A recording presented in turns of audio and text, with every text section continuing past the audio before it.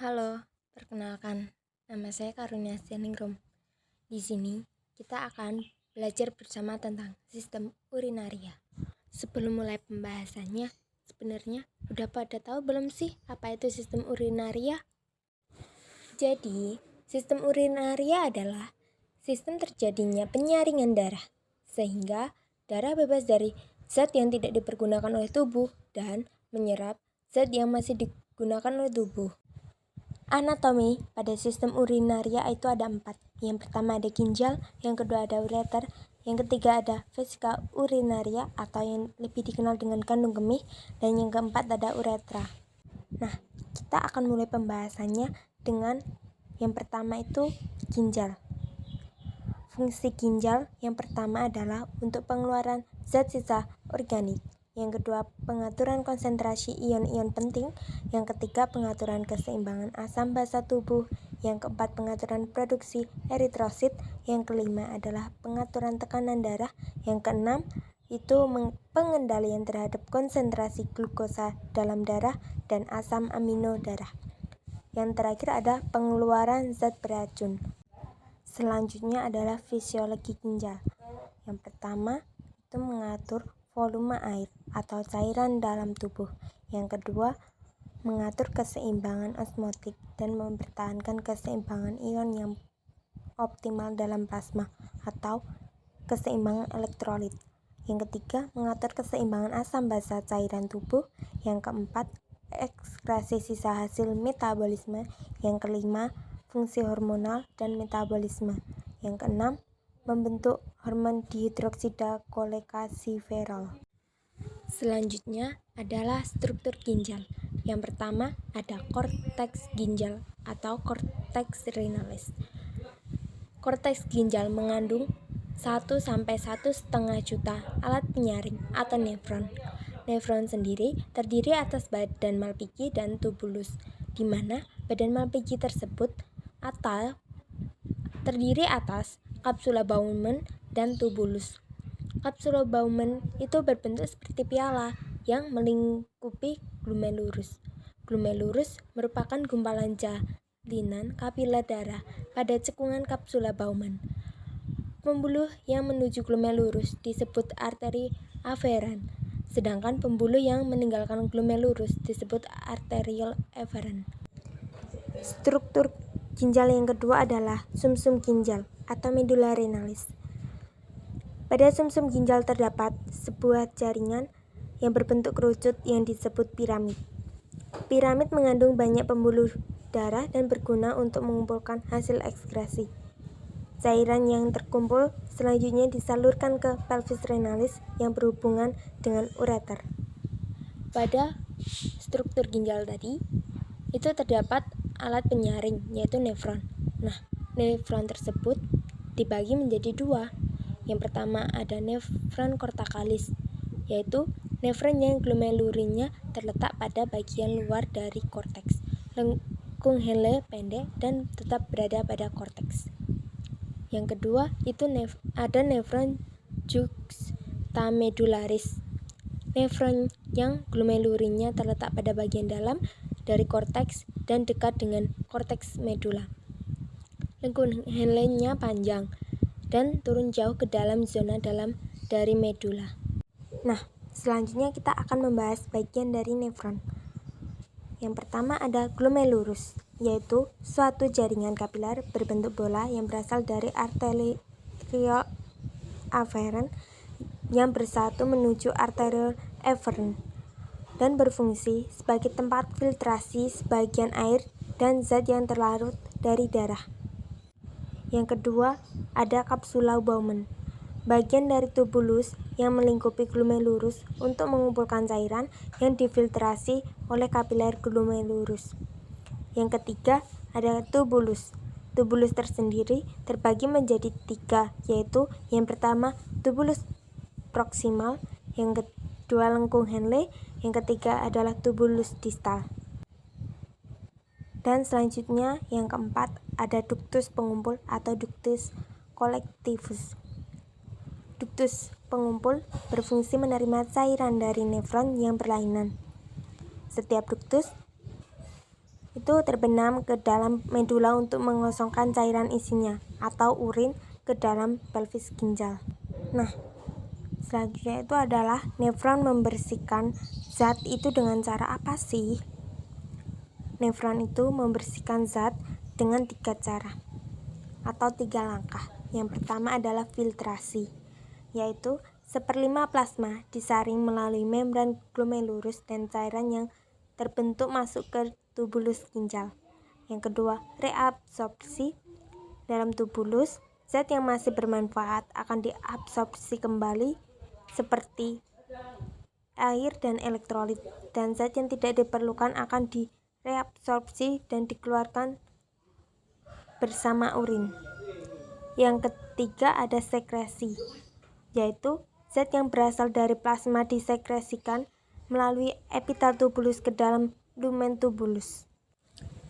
Bagian kedua atau anatomi kedua yang terdapat pada sistem urinaria adalah ureter. Ureter merupakan penghubung ginjal dengan kandung kemih dan merupakan lanjutan dari pelvis renal. Memiliki panjang sekitar 25-30 cm. Ureter dipersyarafi oleh plexus hypogastricus inferior melalui neuron-neuron simpatis. Ureter terdiri atas pars abdominalis dan pars pelvina. Lapisan dinding otot terdiri atas lapisan luar dan lapisan dalam.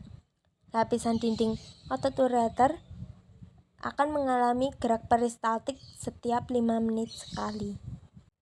Bagian ketiga dari sistem urinaria adalah vesika urinaria atau kandung kemih.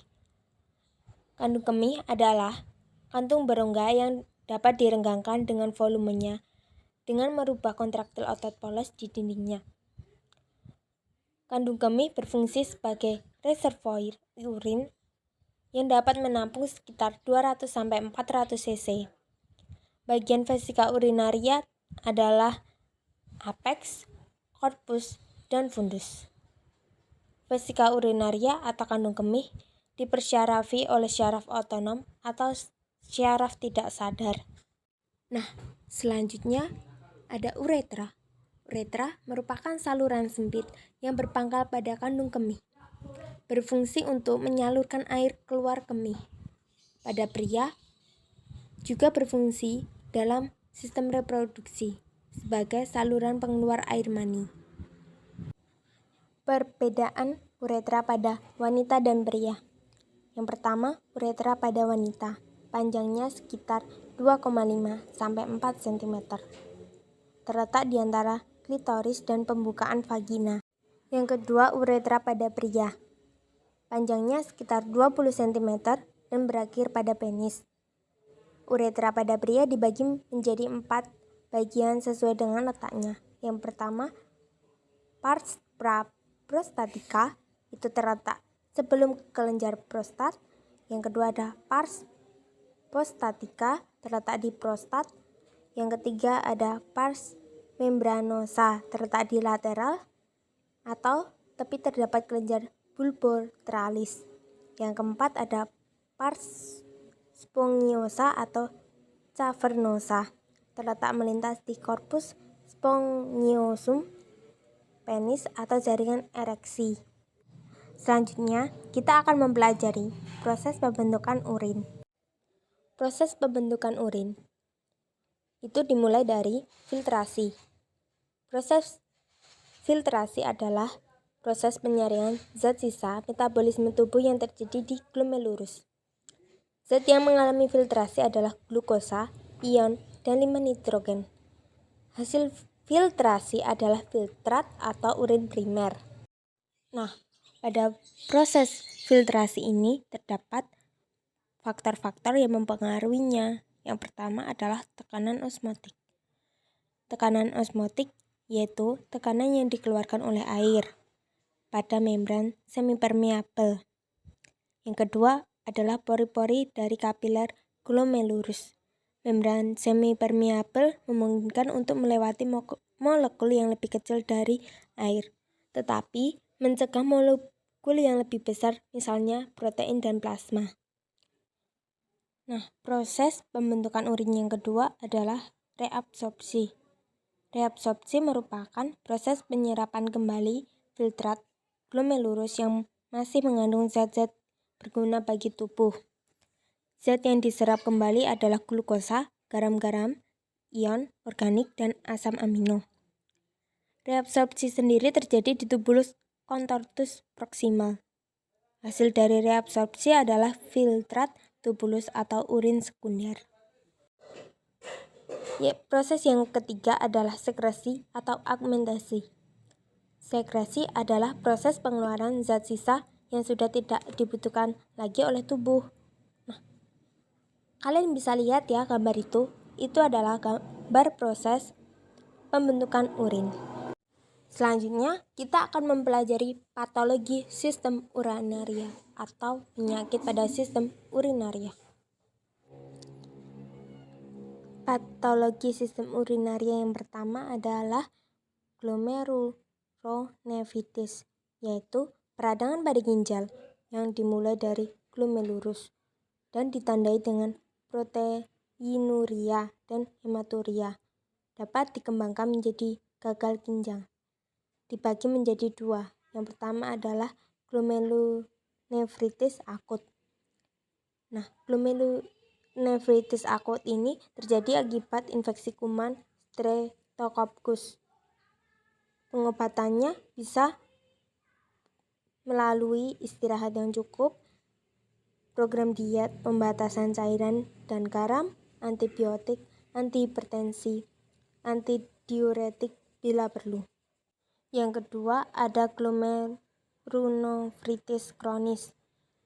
Glomerulonefritis kronis ditandai dengan kerusakan ginjal atau kelainan pada urinalis dengan penurunan laju filtrasi glomerulus. Penurunan semua fisiologi ginjal secara bertahap diikuti penimbunan sisa metabolisme protein dan gangguan keseimbangan cairan dan elektrolit. Patologi sistem urinaria yang kedua ada sindrom nefrotik, yaitu suatu sindrom yang terjadi akibat berbagai penyakit yang menyerang ginjal dan menyebabkan yang pertama proteinuria, 2. menurunnya kadar albumin atau protein utama dalam darah. Yang ketiga penimbunan garam dan air yang berlebihan. Yang keempat meningkatnya kadar lemak dalam darah. Yang ketiga ada nefritis, yaitu peradangan ginjal ditandai dengan hematuria atau darah di dalam air kemih, proteinuria atau protein di dalam air kemih, dan kerusakan fungsi ginjal yang tergantung kepada jenis lokasi dan beratnya reaksi kekebalan. Patologi yang selanjutnya adalah gagal ginjal. Gagal ginjal adalah penyakit di mana fungsi organ ginjal mengalami penurunan dan tidak lagi mampu bekerja sama sekali. Penyebabnya adalah hipertensi, diabetes, sumbatan saluran kencing, kanker, kista, dan lain-lain. Ciri-ciri gagal ginjal adalah kepala pusing dan sulit berkonsentrasi, tubuh gatal dan yang berlebihan, dan dapat mengakibatkan ruam dan kering. Selanjutnya tubuh merasa kedinginan, sesak nafas, sakit di sekitar daerah pinggang, kencing sedikit atau kencing merah, bahkan darah. Kelainan urinnya itu bisa proteinuria, hematuria, dan bakteri. Yang kelima ada pyelonefritis, yaitu infeksi bakteri pada salah satu atau kedua ginjal yang dapat disebabkan oleh Escherichia. Gejala yang timbul tiba-tiba berupa demam, menggigil, nyeri di punggung bagian bawah, mual, dan muntah. Bisa terjadi pembesaran salah satu atau kedua ginjal. Yang keenam ada hidronefritis, yaitu pengembungan ginjal. Diakibatkan karena tekanan balik terhadap ginjal karena aliran air kemih tersumbat. Sumbatannya bisa terjadi akibat batu, tumor, arteri, atau vena yang letaknya abnormal. Yang ketujuh ada batu ginjal. yaitu massa keras seperti batu yang terbentuk di sepanjang saluran kemih dan menyebabkan nyeri, pendarahan, penyumbatan aliran kemih, atau infeksi. Proses pembentukan batu ini disebut urolithiasis. Yang kedelapan ada vesicourethra reflux, yaitu aliran balik urin dari kandung kemih ke ureter. Kelemahan sambungan vesicoureteral dapat menyebabkan pembesaran ureter dan ginjal. Yang kesembilan ada cystitis, yaitu radang kandung kemih. Penyebab cystitis yang pertama adalah infeksi bakteri, yang kedua ada penggunaan alat semprot pembersih genital wanita, yang ketiga adalah penggunaan tabung kateter dalam jangka waktu lama. Yang ke-11 struktur uretra, yaitu penyempitan lumen atau saluran di dalam pembuluh uretra karena fibrosis atau terbentuknya jaringan ikat pada dindingnya. Penyebab struktur uretra yaitu kelainan bawaan, operasi, dan infeksi. Yang terakhir, kita akan membahas diagnosis dan perawatan pada penyakit sistem urinaria. Yang pertama adalah pengobatannya. Hindari obat-obat nephrotoksik atau obat yang mengganggu fungsi ginjal. Yang kedua, penyesuaian dosis obat-obatan. Dan yang terakhir, persiapan terapi pengganti ginjal. Selanjutnya adalah diagnosis dan perawatan. Yang pertama, kateterisasi. Yang kedua, sistoskop. Yang ketiga, dialisis. Yang keempat, hemodialisis. Yang kelima, kateter Foley. Sekian dan terima kasih. Semoga dapat bermanfaat bagi teman-teman semua.